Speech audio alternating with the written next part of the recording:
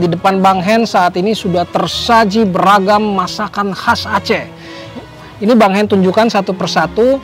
Ini namanya gulai kambing atau dalam bahasa Acehnya disebut si kameng ya. Oke, dan di sini juga ada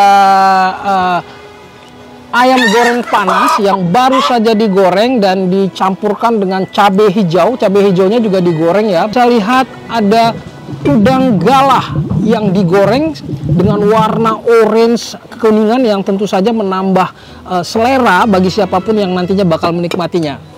Di sini juga ada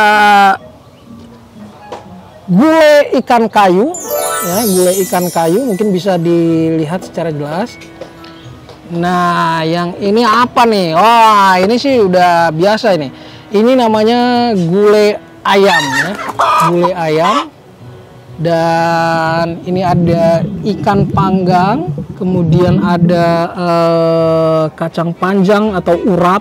Kita lanjut makan dan menikmati masakan khas Aceh yang sudah tersaji. Pertama-tama Bang Hen pengen merasakan ayam goreng panas. Ini ayam goreng panas dan ini ayam kampung, bro. Ini ayam kampung sehingga ukurannya tidak terlalu besar. Dagingnya ini mantap, bro, mantap.